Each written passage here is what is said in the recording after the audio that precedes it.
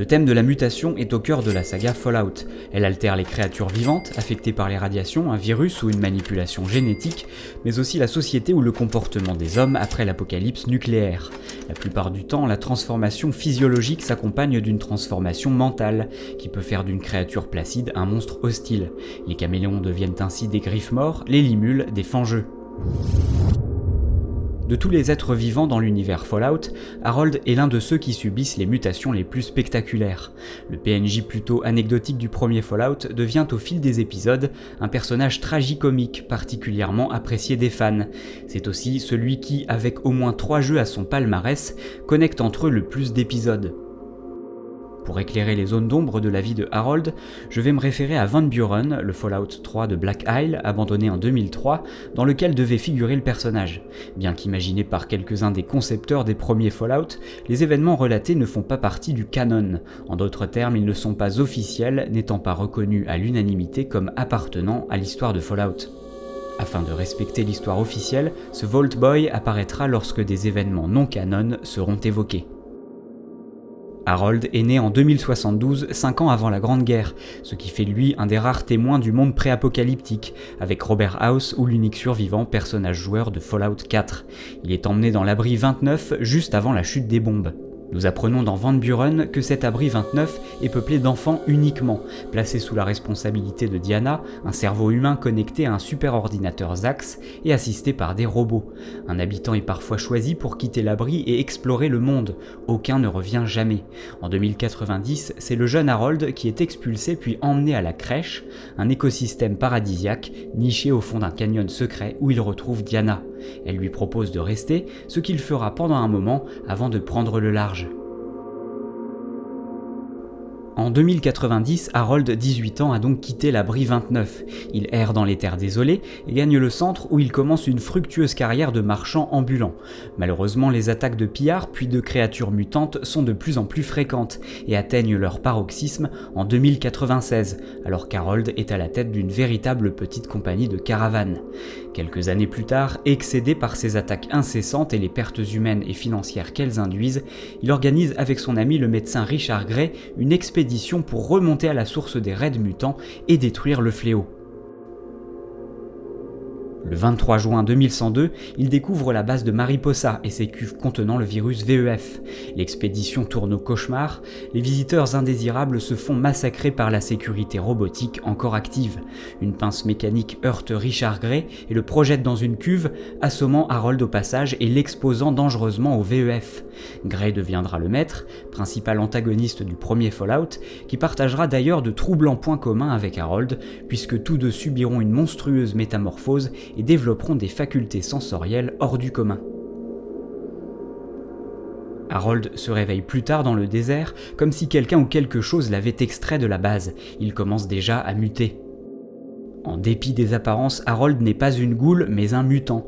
S'il n'a pas été immergé dans une cuve comme les super mutants, il a été exposé au même virus, ce qui va le transformer lentement jusqu'à sa forme finale. Les ghouls, quant à elles, doivent leur apparence à l'empoisonnement par les radiations. Harold est donc un mutant spécial, mais pas un cas isolé. Recueilli par les disciples de l'Apocalypse, Thalius, que l'on rencontre dans la bibliothèque de Los Angeles, dans le premier Fallout, est physiologiquement assez semblable à Harold, même si lui a bien été plongé dans une cuve. Mais revenons à Harold.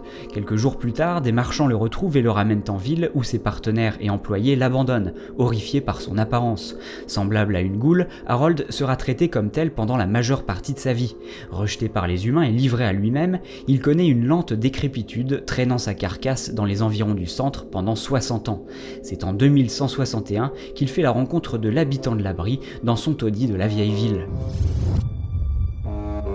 Le rôle d'Harold dans Fallout n'est pas le plus marquant, c'est un informateur qui, en bon commercial, échange des tuyaux contre quelques caps, ce qui n'est pas sans rappeler Face de lèpre dans New Vegas.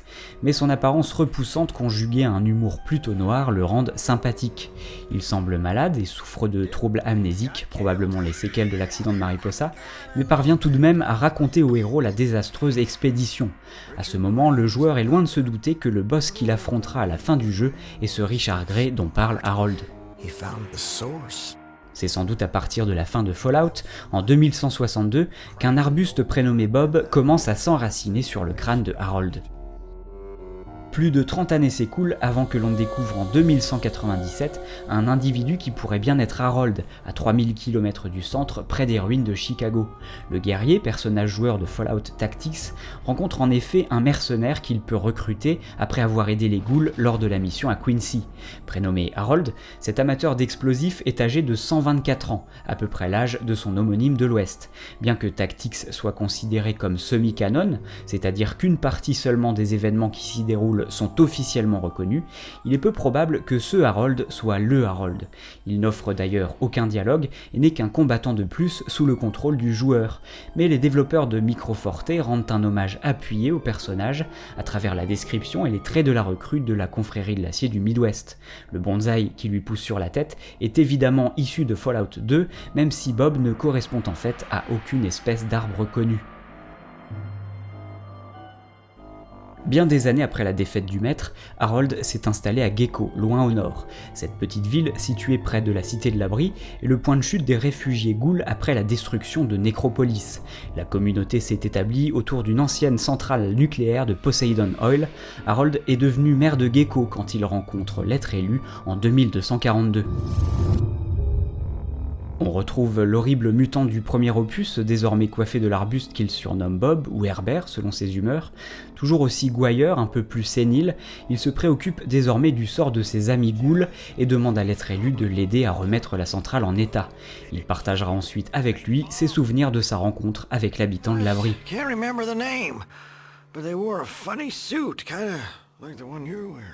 Après Fallout 2, l'être élu entend parler au cours de ses voyages de Harold et de Bob, qui prend de plus en plus de place sur sa tête et donne naissance à des fruits, dont les graines germent même dans les endroits les plus arides des terres désolées. L'épisode Van Buren, qui devait à l'époque succéder à Fallout 2, évoque alors un Harold très malade. En 2250, Bob dépérit et menace la santé du mutant. Il part à la recherche d'un médicament et finit par découvrir les Mères Jumelles, une tribu dirigée par des femmes naturophiles adeptes d'une mystérieuse déesse. Ce sont elles qui lui fournissent le remède miraculeux. Harold découvre que les membres de la tribu sont issus de l'antique Abri 29 et que la déesse n'est autre que l'hologramme de Diana, sa mère de substitution, qu'il rejoint avec bonheur au sein de la crèche. La scientifique l'invite à rester et s'intéresse à Bob, grâce auquel elle pourra concevoir un antidote à la nouvelle peste qui avait décimé l'humanité à l'aube de la Grande Guerre. Voilà comment Harold aurait pu finir sa vie en sauveur de l'humanité dans ce havre de paix, mais la véritable fin du mutant est bien plus triste. En 2277, de l'autre côté du continent, le vagabond solitaire de Fallout 3 rencontre une monstrueuse entité végétale au nord des terres désolées de la capitale. Après une longue errance de plus, et tandis que Bob prenait lentement mais sûrement l'ascendant sur son hôte, Harold a fini par s'enraciner littéralement dans le sol de Washington DC. Là, il est découvert par des vagabonds qui le prennent pour un dieu et commencent à lui vouer un culte, le culte des arbrophiles. Harold se prend d'affection pour ses adorateurs et la situation l'amuse au début.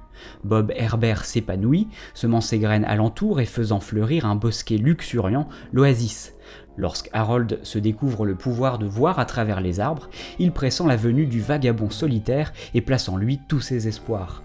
Entravé pour toujours dans le tronc de Bob, il est désormais très las et ne souhaite plus qu'une chose, qu'on mette fin à son interminable vie.